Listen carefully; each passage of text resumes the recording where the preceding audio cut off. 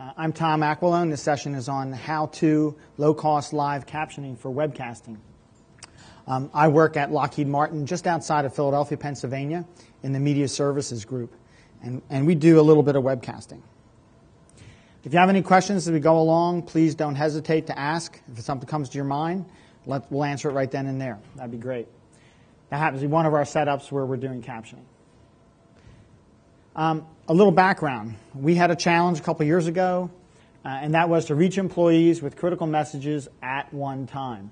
We had a geographically dispersed workforce. Many of you guys probably have the same kind of situation where people are spread all over the place and maybe even over the world. And we wanted our presenters to be able to reach them and also appear like they're speaking directly to participants. So even in the video here, it'd be nice if I was looking at the camera a little bit for those people who are looking at online later on. But we use live and recorded communications, obviously, to allow for time shifting. Something very important in our business was high-resolution slides. We have a lot of engineers, and they love slides with eye charts on them. So if we didn't have high-resolution slides and a live capability, we had a problem. And then lastly, we wanted some way to enhance audience interaction. I think that tends to be the holy grail for many of us. We branded what we used as the Multivision System. Our leaders could brief all managers or all employees directly. Fortunately for us, with the people in our company, they don't all watch at the same time. But they can watch and they can see exactly the same programming and get the same message. Presenters reach the workforce at their desktops or in conference rooms. Participants feel like the presenter is engaging them. And that goes a lot of different ways. You guys are probably well aware of that kind of stuff, so I won't go into that. That's not our topic for today, but it's important that you do that. Critical and time-sensitive information can be delivered to everyone. We already talked about live and pre-recorded and on-demand. Participants are encouraged and can interactively text questions. Presenters can address questions as they come in, and then participants can respond to polls. All those things were important for that challenge. And in a short period of time, looking at different products around the world, we came up with a solution. But then we had a new challenge. Although this philosophy on diversity for Lockheed Martin is not new, it tells us how important the people in our organization are. And if they aren't getting the same message, I think that centers on a lot about what we're going to talk about today. I'm in a portion of Lockheed Martin called IS&GS, Integrated Solutions and Global Services. And it's made up of a very diverse employee population. As good as we thought we were at communicating, guess what? Some employees still did not get critical and time-sensitive information. So we needed a better way to reach out. We have the demographic of how many hearing-impaired folks in our business is not something they share for privacy reasons, but we do know that we have folks out there, and we know that because a lot of them will communicate with us. Do you have a closed caption version of this? Do you have sign language interpreters assigned to this project? Or can they even get a transcript afterwards? So they're very understanding. And this morning's speaker, who spoke about Google Chrome, talked about a very small but important group of people that are served with closed captioning, and in this case, live captioning. So our challenge was reaching the hearing impaired, and we were not desperate because we weren't mandated by the government to do this, but we were trying to come up with solutions. So one thing we tried right away, because it was live with no delays, was to have live simultaneous American Sign Language webcasts. So we'd have our executive vice president talk, and then a link, I'll show you that in a second, but a link to that, as a matter of fact, you can see in the top right corner, it shows two hand symbols. It says, click here for the American Sign Language interpreter. And so this would be the live webcast by an executive, and then if you would click on that link, a whole new player would open up, and in the video window, same slides, same audio, but you would have an American Sign Language interpreter doing sign language in the video window. So it meant that though it was live and there was no delay, there were two whole separate webcasts. So the cost doubled, at least. There were some technical hurdles to overcome. We had to add a URL in that top right corner, add graphics to identify that, because if nobody clicks on it, it's not worthwhile, right? And then afterwards, as we found out, we still needed closed captioning for the rebroadcast. You could still access the American Sign Language webcast, but many people still needed closed captioning because, well, we'll find out. And then the cost. I mentioned that it doubles the cost. It doubles the cost of labor, it doubles the cost of cameras, doubles the cost of bandwidth, all those kind of things. So if you do a simultaneous American Sign Language webcast with a live webcast of your executive vice president or director or manager, you double those costs. So here's an example, and you can see a still image there of what it would look like.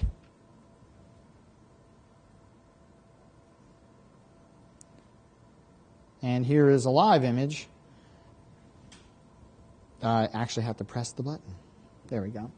I have turned off the sound just so we can talk about this. So this is a standard interface for what we use, except that we have an American Sign Language person, interpreter signing in there.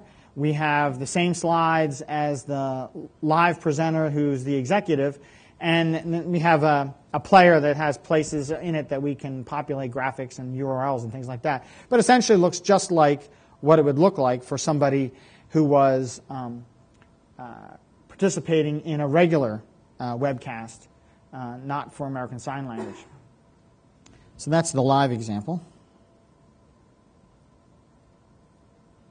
I should say American Sign Language example.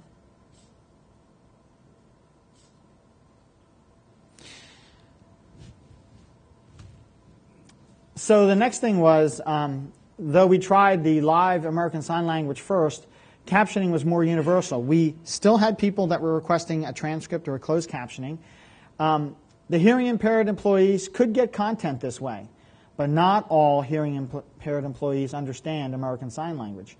There was a benefit if we went to the closed captioning. If we had people that had any difficulty understanding English, so English as a second language, those viewers would benefit from a captioning solution as well. If you look at just the player here, you can see in the top right corner, you might not be able to read the text, but you can see the big CC. In a normal situation where we're using captioning, and we found that captioning is universal. And this is closed captioning. This is afterwards for a rebroadcast you're seeing right here. We would have a graphic in the top right corner, and it would say this presentation has been captioned for the hearing impaired. Click on the CC below, and you go to the CC below in the player, and then integral to the product we use and to Windows Media Services is a SAMI file with its caption showing up there below. So closed captioning was great because it was viewable in noisy areas, in production areas, in manufacturing areas, things like that.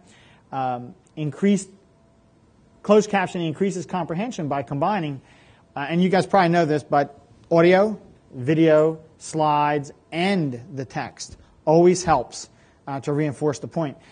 There's a lot of situations where we zone out. You know, we hear something and we don't look at it or whatever. And you know the dynamic of that, but it really does help, and it increases retention and engagement when they're involved that way. Closed captioning is keyword searchable in two ways. With the product that we're using in their webcasts and in their Silverlight interface, I'm going to show you in a second, you can keyword search anything. But also, if you're posting this outside a firewall, this stuff can help people, if you want them to know, right, what you're talking about, what your webcasts are about. Search engines can find it. They can crawl through that material, and they say, oh, who does the research on jet engines? And by finding those words in your closed captioning text, and this is true for many other sources, YouTube and many others out there, they can do that. But here's a way that you can increase your findability, so to speak. Let me click on the keyword searchability. And for this one, I think I'm going to have to put on my glasses. Because I actually have to type something. And, oh, I'm sorry. You know, I missed our closed captioning example. I'll show that right now. And, again, you've seen this kind of stuff. You would hear the voice. You see the picture actually moving. and the text that goes along with it beside. If the slides were changing, this presentation only had 10 slides, so obviously during the introduction you won't necessarily see the slides, but that's fully active and working closed captioning after the fact. But I was going to show you the keyword searchable, and in this interface you can go to the hourglass here, and I don't know what he is talking about, but let's see if the word employees is in his material.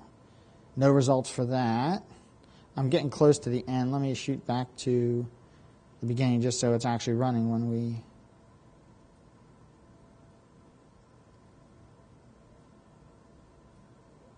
Okay. Let's see if the word thank is in here. Thank. So in this case, he shows you, it shows the sentence, I wanted to take a moment to thank you personally, and it shows the time, and if you click on that, it'll actually go to that portion in the presentation. And that, if you could hear it, you'd hear him say, I want to thank you personally. So keyword searchable comes in handy. Let me just make sure I stopped my other demonstrations. Yes, I did. Okay.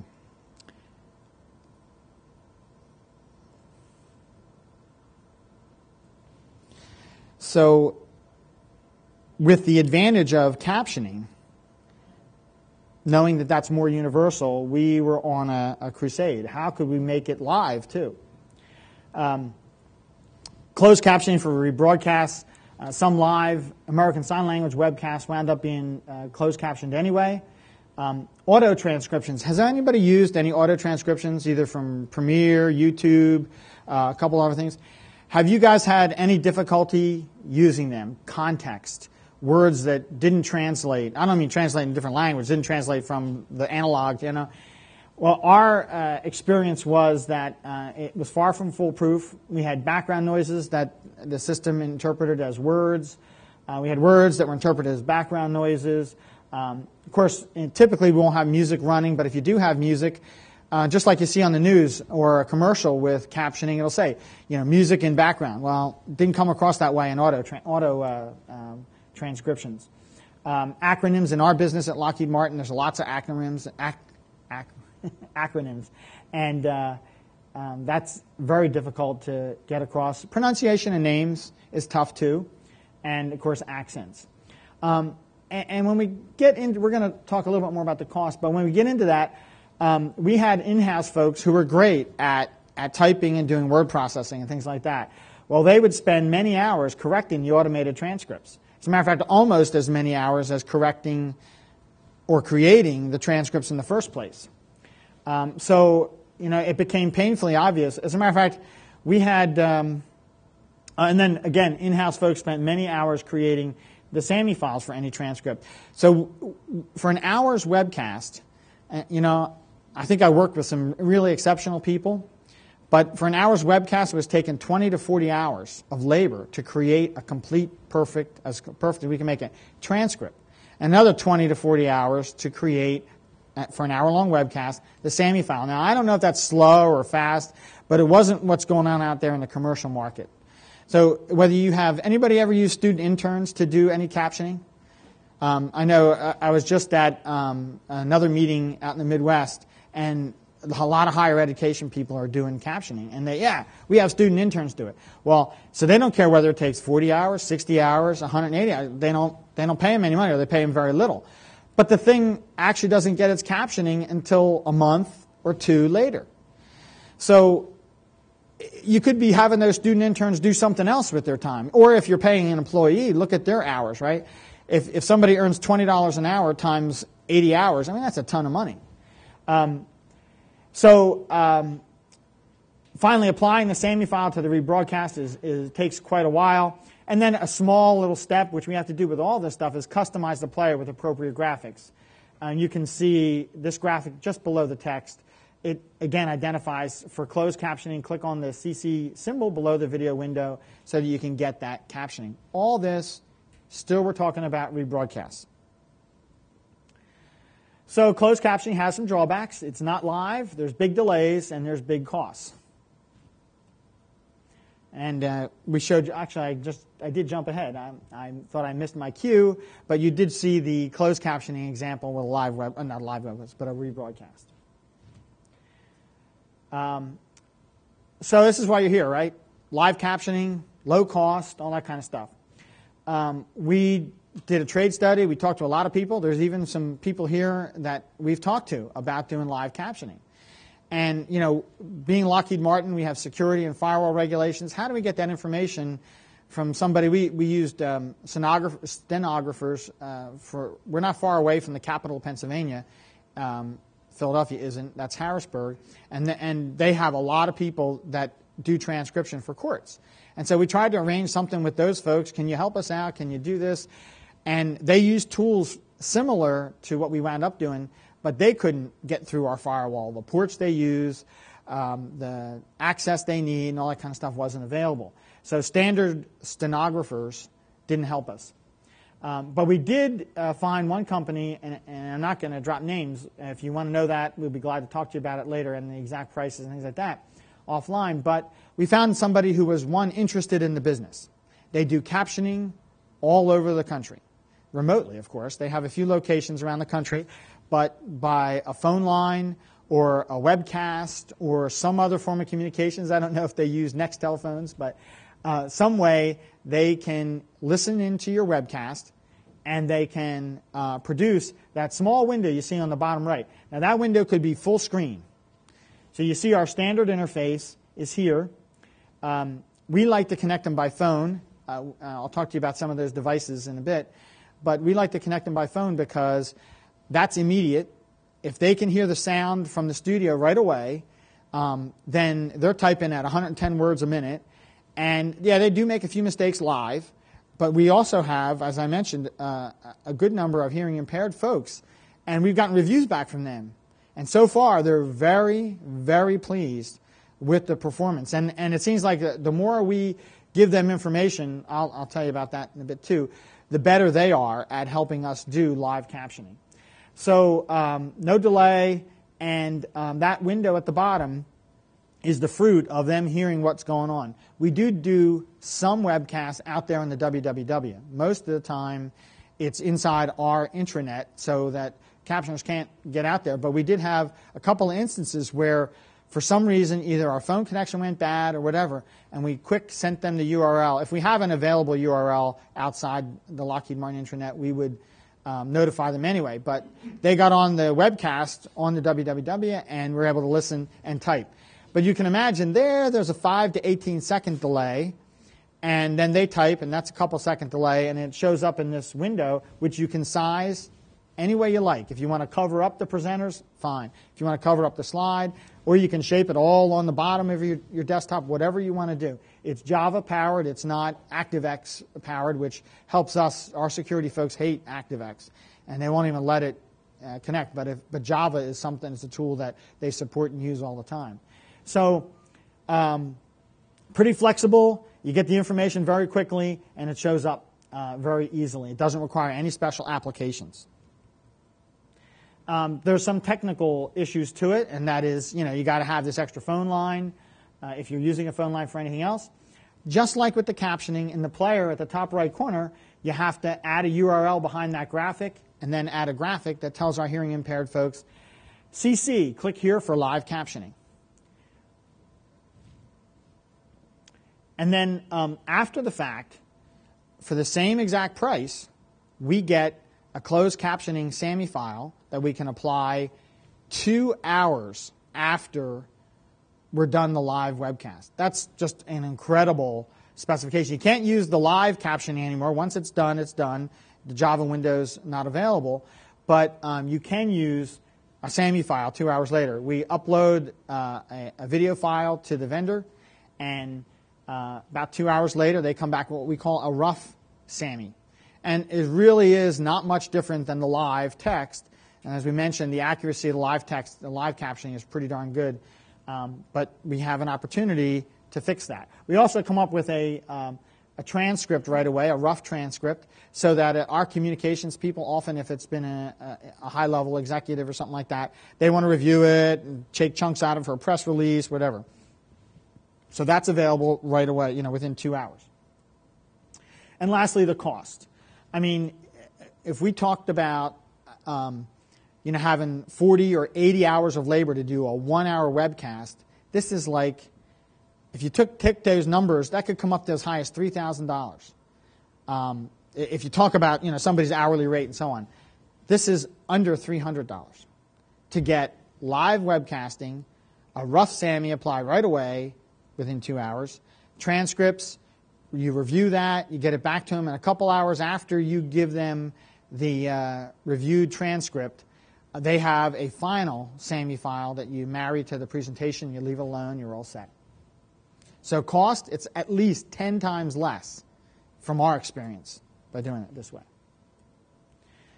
So a live captioning example.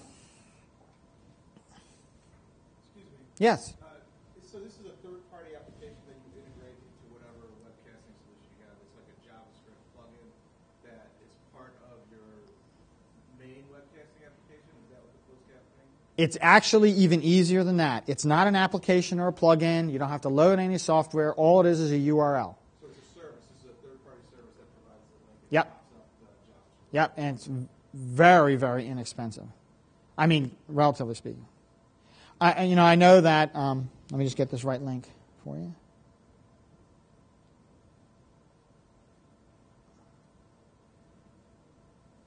Actually, we may have lost our network. Let me just check here. Here it is. I'm going to close this window and hit the link again so you can see it spawn. That's what it will look like. Go back to my PowerPoint.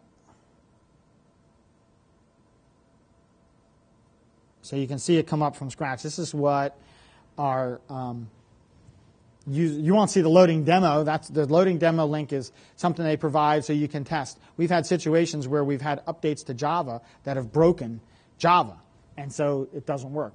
But so this is what it looks like. Now you can take that window and you can resize it. Let's see, you can size it any way you want. So you can imagine that the PowerPoint that we're seeing below there is our webcast, and if I wanted to move this around, and you can see the example right on the slide behind it, but and it'll continue to update live. You'll see it at the bottom. I just have to make sure I position myself right. You can see right there at the bottom the text is updating.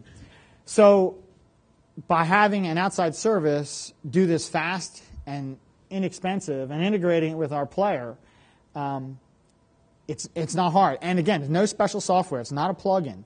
Java runs on everything that I've seen. And again, security folks don't dislike it.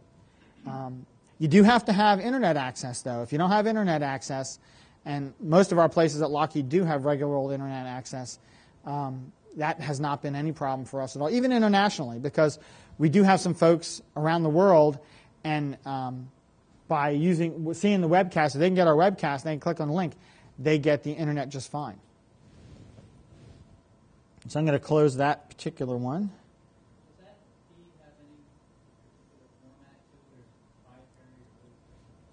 format to it? Does that feed have any format to it? What was the last words? Does the feed have a particular standardized format, or is it just proprietary to the captioning company? I really can't tell you. I don't know what is behind it, but I've asked a few manufacturers if there's any way that they can incorporate the JavaScript or the Java that comes out of that and put it right into the viewers, and they're talking about that. But I don't know much about what goes behind the code in that or how they describe it. But it doesn't, for me, it does not require any new software or any plugins. It works right away as long as you have Java. Does anybody not use Java out there in the real world? I mean, every browser I've ever seen uses Java. You mean the full-on Java virtual machine? No. Well, I guess in truth, it's a Java plugin for your browser, whatever browser you're using. You don't have to have the virtual machine at all. You're right. Good question, or a good point. So Java works and this works. They told me when we first started doing it, they had some other options. This worked first try, so we never tried what other choices they had. And they have code where you can embed this in a web page if you want to, instead of just have it pop out. But for us, because some of our presentations have slides and some of our presentations do not have slides, we like the flexibility of change in our player, so we didn't want to embed it in a window, we'll let this pop up, and then the hearing impaired person can change it themselves. Let's see. Is the reason I'm using? We use Microsoft, whether it's a WMV or Silverlight, and it does the SAMI file works with that. There's a lot of other flavors, and the company will provide whatever you want after the fact. But the live stream is this JavaScript scripted thing. Does that help you?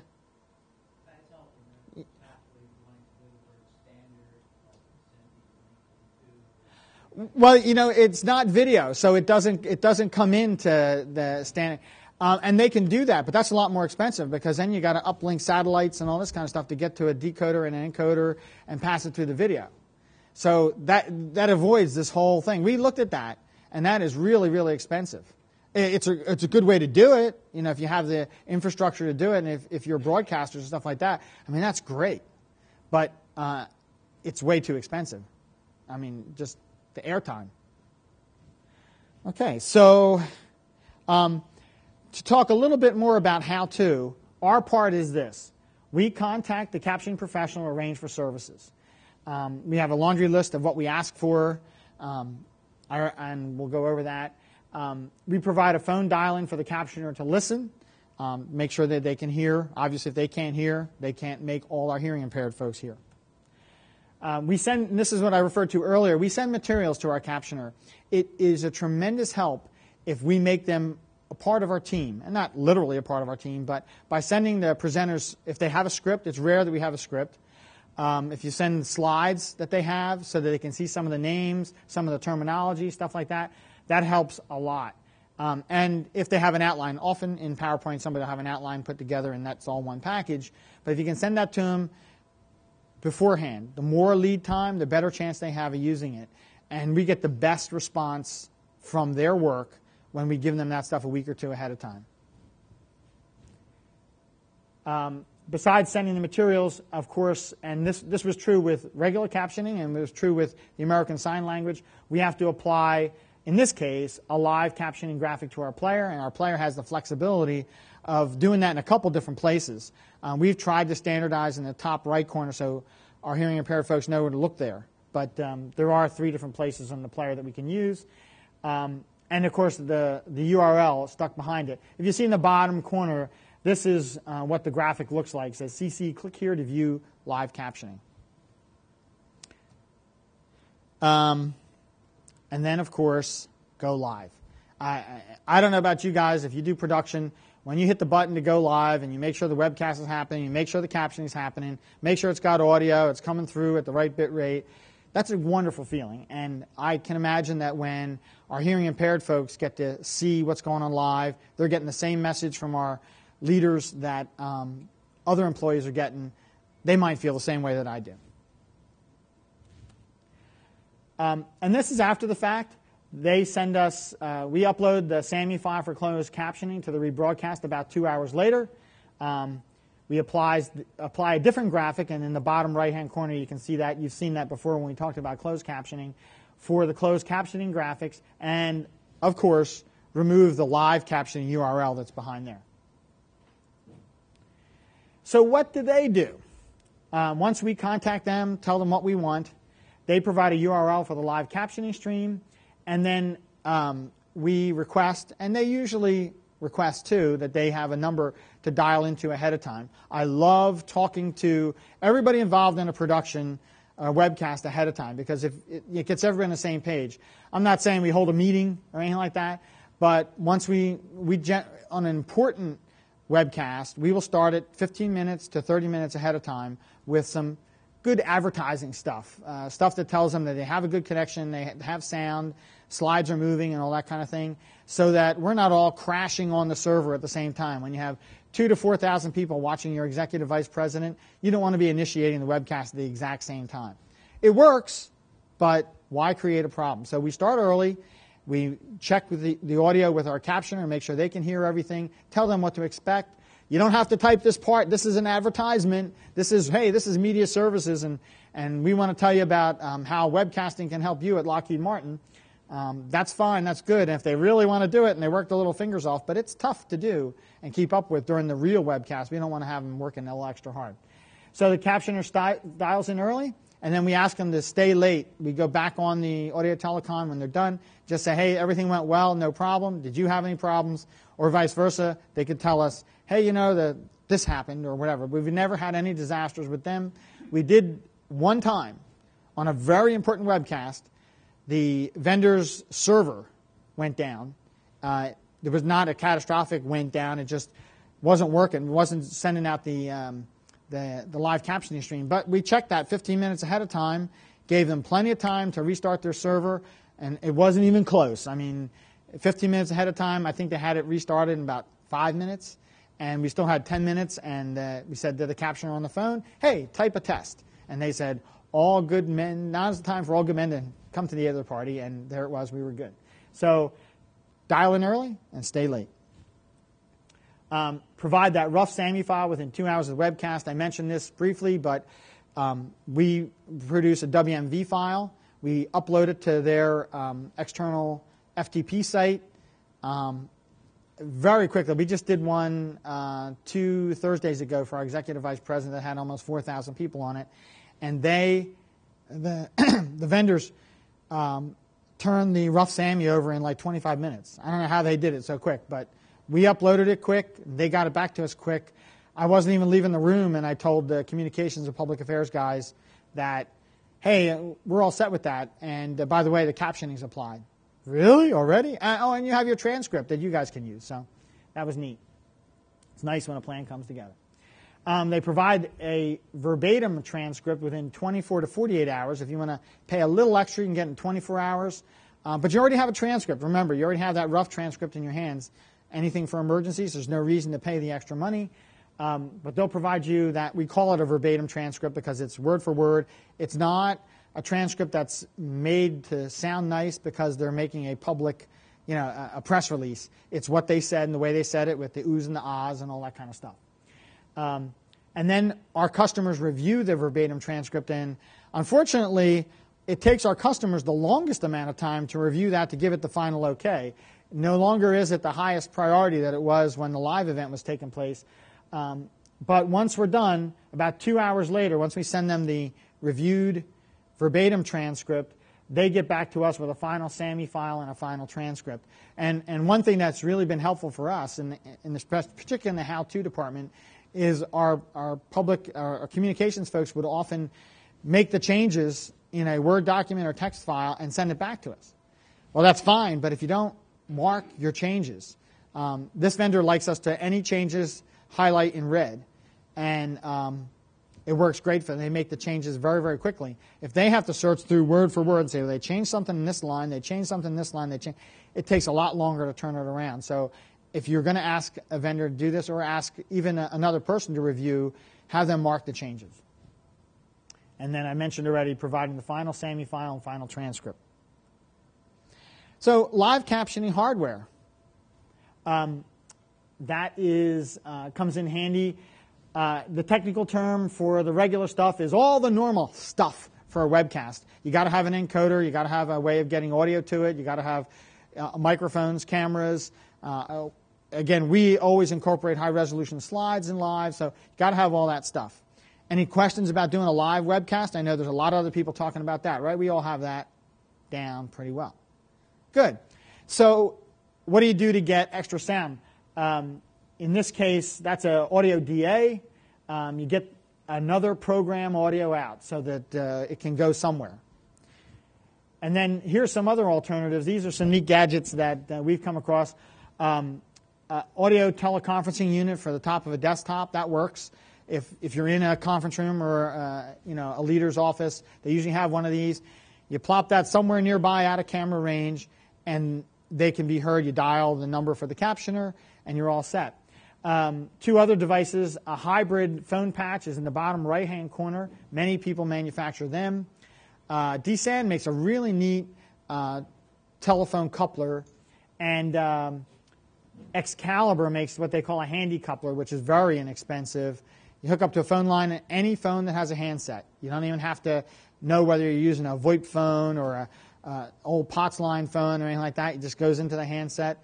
You can talk to the person, the captioner or whatever, and say, hey, you on the line? Can you hear me okay? When I push this button, you're going to hear our advertisement at the beginning of the webcast. You push the button, and then you say, I'm going to come back in 10 seconds after I push this button. You come back and you say, did you hear that? And they say, no, I didn't get a thing. And you figure out what that problem is. Or they say, yeah, that sounded fine. So that's the hardware that we have to add. It's very, very inexpensive to get a phone feed. So the bottom line is that it's easy and quick with the right captioning partner, people that are experts at that. We like to think we're experts at webcasting. We like to think that we have the tools, the encoders, the servers, the intranet, Lockheed Martin's intranet, all those tools to do good webcasting. But darn it, we could not do this captioning thing fast enough to make it valuable to our hearing impaired folks. Question? Do you have an opportunity to review the spelling of jargon, particular place names, things like that with the provider ahead of the live event? And that's exactly, it's a good question. The question is, in case this is looked at online, do we have an opportunity to review jargon or acronyms or any special terms ahead of time? Absolutely yes. And that's one of the things that we try to talk about just before the webcast, but that's a really good reason why we try to send a script, an outline, or the slides. Usually the slides have acronyms or people's names. You know, Joe Michaels. Joe Michaels is fine, but if they treat it like Joe is one person and Michael is another, the context is wrong. So yes, the answer is we try to make efforts to do that. And there are some of our presenters that do not. They don't provide the stuff ahead of time. They rush in, they do this, and they do the best job they can, and that's why we have the review cycle of the verbatim material so that we can make it the final. But great question. And again, make them part of your team. Other questions? Yeah, one quick one. Sure. The cost that you're talking about, is that per event or per hour? It's per hour. So, and the more we use them, the lower the price gets. So, you know, the price we pay is so small compared to what we were doing in labor for people and stuff like that. That's great. And if it just goes a little longer, it's not double the cost. It's only like a third more or something like that. But to be honest with you, I can't think of. We really try to keep our webcasts short because, you know, to keep people's attention and keep them engaged. But the executives try to fight us on that. They have some really important information, so they do go pretty close to an hour. And so that is the rate that we use, and that's pretty common. Question there? Okay, that also is a good question because some of our folks are not as interested. Some of the leaders, some of the people that do our webcasts aren't as interested in helping folks out this way. So we really are fighting a battle. And unfortunately, we were fighting a public relations battle because when we started doing this and we were having American Sign Language and we were doing captioning, the cost was humongous. So they got in their mind that, you know, this is really, really expensive. But in general, we probably do this about 4 times a month. And unfortunately, we probably do, you know, in the course of a year, we do hundreds of webcasts to thousands of our employees. So only a small portion of this group of webcasts is getting captioned, but more and more every day because they're seeing how simple it is. Yes, sir? Well, there's a legality to it also. You're much safer if you say 100% of your stuff is in the end, as far as the Right, and there's so many other advantages we already talked about. My government agency just settled a lawsuit a couple years ago. And, you know, at any time you might just have one webcast. It's not captioned. Right, and the law regarding this, I'm not a lawyer, so I can't speak to it, but you know, it varies upon your financial situation, the number of your employees, all that kind of stuff. But man, it's just so much easier to do now, and it's so inexpensive. You know, I see us going to be doing more and more of this all the time, and the more we do, these guys said they'll charge us less. Another question. Being Lockheed, do you guys ever, put any classified or sensitive materials through your webcasts, and how would you kind of approach that situation? Do they give you the option of actually bringing this technology in-house so you have your own staff and run it in their tab? You mean the captioning technology? You know, we haven't done any classified webcasts. We've had requests about it, and you know, how can we build the infrastructure and all that kind of stuff. But they've never done it. So they haven't even approached captioning in any form. But it's all possible for the right price. And in the government situations these days, we're not getting any more money. And they're canceling contracts, so I don't foresee it happening. But as the other gentleman mentioned, government regulations, things like that, our government customers ask why we don't do it for all of them, because they have to. So, there's that too.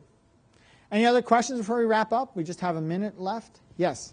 Does your caption provider do all transcription, like taking out, or is there any reason technology? No, we don't. They offer that service, and we haven't experimented with that yet. We haven't tried to see that, but they have a broad spectrum of products, and we haven't tried it. Anything else? Well, you guys have been great. I really love the questions. If you have anything else, I'd be glad to talk to you. Hope the rest of Streaming Media East goes well for you. Thank you.